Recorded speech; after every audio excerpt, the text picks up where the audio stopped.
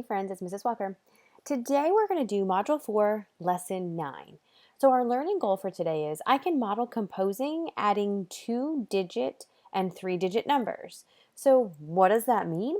Well, friends, that just means we're going to take our previous lesson and what we've done in that lesson and we're kind of going to add on to it. So today we're going to actually use dots to be able to draw using our place value chart. That'll make it easier. So that's how we're going to model that. Remember, composing is just putting things together, so that means adding.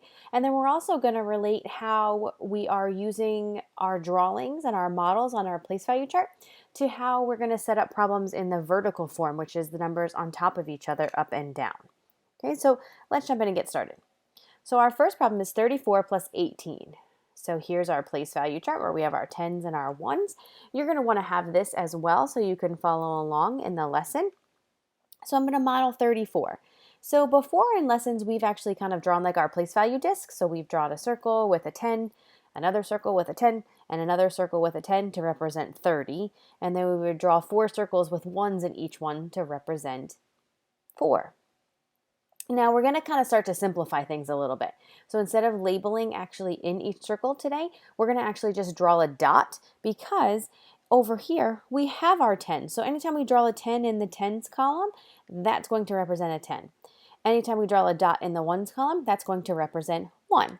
So friends, guess what? It just got easier to do models because we're drawing dots instead of having to label. So as long as you're using your place value chart, you're good to go with helping you to remember that. Okay, so 34 is 3 tens and 4 ones.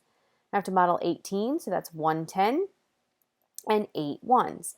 Now remember, you're always going to want to, or you're not always going to want to, but you can, if you'd like to, write like that tens and ones on top, that TO, so you know how many tens and how many ones when you're modeling those numbers. Okay, so now once I have these, I have to compose all these ones to be able to group them together to make a 10. So if I have, I want to circle 10 ones because I know that 10 ones make 1 10. Okay, so now if I go through and label how many I have here. So now my new place value chart, once I've taken those 10 ones, now they've turned into a 10. So I have 2 ones and 5 tens now. So let's talk about how we can make this in the vertical form, how we can relate that.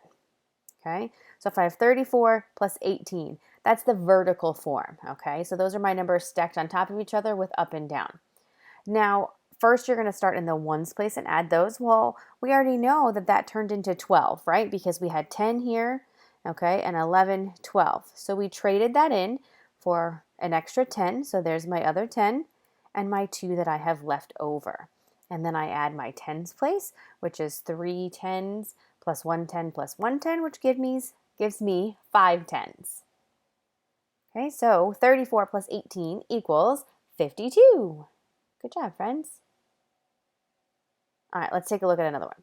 So now in this one, we are going to be doing a 3-digit number added to a 2-digit number.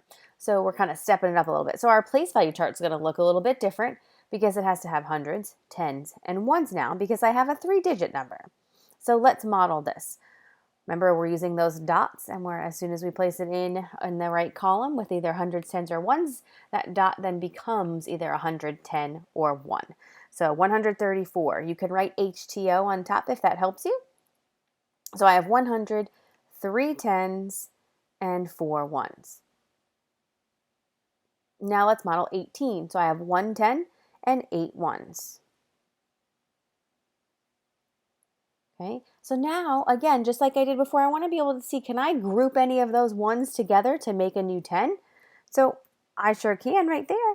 So there are 10 ones, which turn into 10 or 110. Okay, so now let's label what I have. I have 2 ones, 5 tens, and 100. So let's relate that to the vertical form. 134 plus 18. Okay, so again, I'm going back to adding my ones first, which I know that I had 12 ones when I traded them in, so I have 1 extra 10 and 2 ones left over. Then go over and add your tens, which is 3 tens plus 1 10 plus 1 or plus 1 more 10, which would give me 5 tens. And then I have just 100. Bring it straight down because there's no other hundreds to add it to. So I'm left with a total of 152.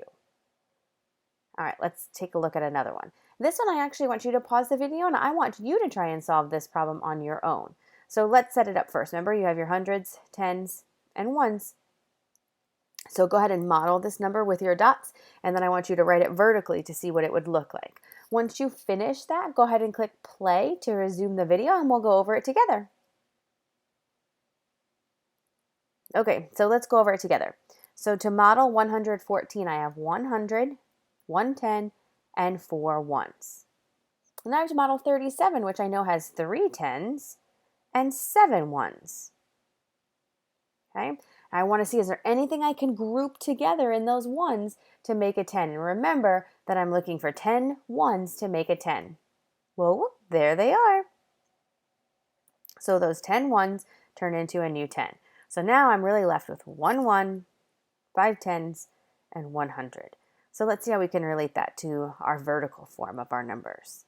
So remember, we are adding the ones first. So when we had our 7 and our 4, I grouped it together to make 1 10, and I was left with 1 1. So that's where my extra 10 goes, and the 1 goes down there in the ones place. And I have to add my tens, which is 1 10 plus 3 tens plus 1 more 10, which gives me 5 tens, and my 100 plus no other hundreds leaves me with 100. So the total or sum is 151. All right, let's look at a word problem. So Miles collected 158 toy cars. Then his grandma gave him 26 more toy cars for his birthday. How many toy cars does he have now? Well, I want to set this up with a tape diagram because that kind of helps me a little bit. So I know that he had 158. He got 126 more. So what's my total going to be? I'm not sure. So now let's break out that place value chart to see what's my total going to be when I add 158 plus 26. Okay, so here's my hundreds, tens, and ones chart, my place value chart. Let's model this. So I have, if I were to write HTO on top of 158 here, I would have 100, 5 tens, and 8 ones. Now if I model 26, I have 2 tens and 6 ones. Now as you're doing this, remember you want to try and find some 10 ones to be able to make a new 10. Oh, well there they are. So I'm going to take those and I'm going to slide them right on over, and it turns into a 10. Okay, so now let's talk about, we have 4 ones left over right here. 1, 2, 3, 4. 8 tens with my new 10 that I just made, and 100. So let's do that vertically. Okay, so I have my 8 ones plus my 6 ones, which really were 14 ones, but I took 10 of them and moved them over here, and I'm left with 4 ones. Add those tens, which is 5 tens plus 2 tens plus 1 more 10 that's hanging out there, and that's going to give me 8 tens. And then I add my 100 plus no other hundreds, which is still 100. So 184 is the total. So how many toy cars did Miles collect? Yeah, he collected 184. Great job, friends. All right, so now we're going to try a new problem. 48 plus 147. Let's do our hundreds, tens, and ones. I would like for you guys to be able to pause the video and try and solve this on your own. Show it with your dots on your place value chart, and show how you would solve it vertically. Click play when you're ready to go over it together. Okay, so let's go over it together, friends. If you need more time, make sure you click pause. Okay, so let's model 48. 4 tens, 8 ones, and now let's model 147. So 100, 4 tens, and 7 ones.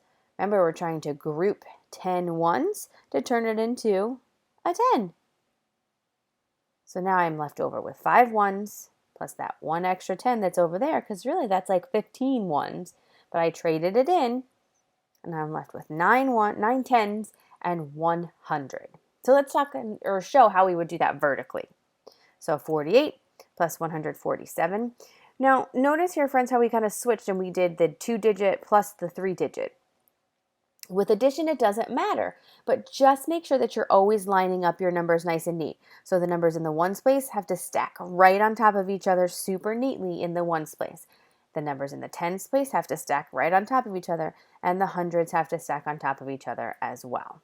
Okay, so when I added my 8 ones plus my 7 ones, we had 1 10 here and 5 ones left over. So there's my 1 10. Oh, there's my 5 left over. Okay, now add your 10. So 4 tens plus 4 tens plus 1 more 10 gives me 9 tens, and my 100 plus no other hundreds gives me 100. So 195 is your total.